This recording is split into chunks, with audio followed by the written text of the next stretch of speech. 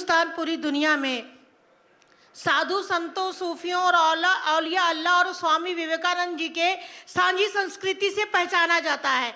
क्या आप स्वामी विवेकानंद जी के आचरणों और आदर्शों पर अगर उतरे तो मैं समझती हूँ ज़्यादा आप लोकप्रिय होंगे और इस देश को कोई भी समुदाय, ना तालिबानी, ना उसामा और ना ही किसी पाकिस्तान का झंडा उठाता है। ये एक साजिश के तहत नफरत फैलाई जाती है।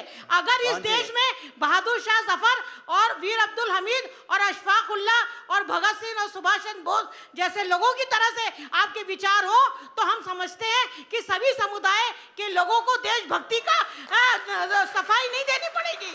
आप लोग सिर्फ देशभक्ति नहीं है, पूरा देशभक्त है। बात सुनिए, स्वामी विवेकानंद जी ने कहा था कि गर्व से कहो हम हिंदू हैं।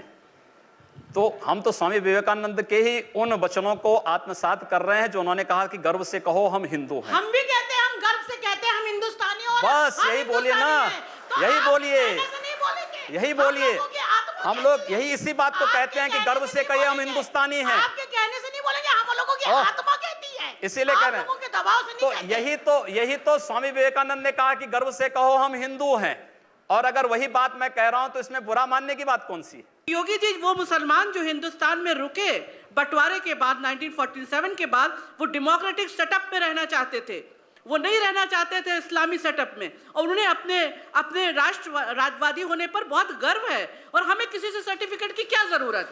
हम तो रुके अपने इस डेमोक्रेटिक सेटअप में और हम चाहते हैं कि हिंदुस्तान आगे बढ़े, हमारा भारत आगे बढ़े। तो उसमें बांट के तो आप भारत को पीछे ले जाना चाहते हैं। आप बहन जी बहुत अच्छी बात कह रहे हैं और मुस्लिम है, अपने मौलाना और मौलियों को समझा पाते कि 3 तलाक के मुद्दे पर भी इस प्रकार का फतवा जारी करते बहुत अच्छा होता। मैं क्षमा चाहूंगी, मुस्लिम औरतों के तलाक का मुद्दा आपका मुद्दा नहीं है, ये हम लोगों का मुद्दा है, देश का मुद्दा है। आप पूरे देश की महिलाओं, देश का मुद्दा है। आप पूरे देश की महिलाओं के आरक्षण की बात करिए, उनको राज्यसभा में, विधानसभा में अरे वो मिल ही जाएगा, विवेकानंद जी वो ने तो कहा मिल ही जाएगा। मुझे दुख होता है कि लोग धर्म को व्यापार बना रखा है। जिस तरह व्यापारी अपने लाभ और हानि के लिए लड़ता है, इसी तरह धर्माचार अपने प्रचार के लिए लाभ और हानि में लड़ते हैं। ये जो है ये व्यापार नहीं है। मुल्ला और मौलियों को समझाइए कि 3 तलाक के मुद्दे पर फतवा जारी करें और एक बड़ी मुस्लिम आबादी को न्याय दें। आप इस तरह के इश्यूज ना उठाइए मेहरबानी से।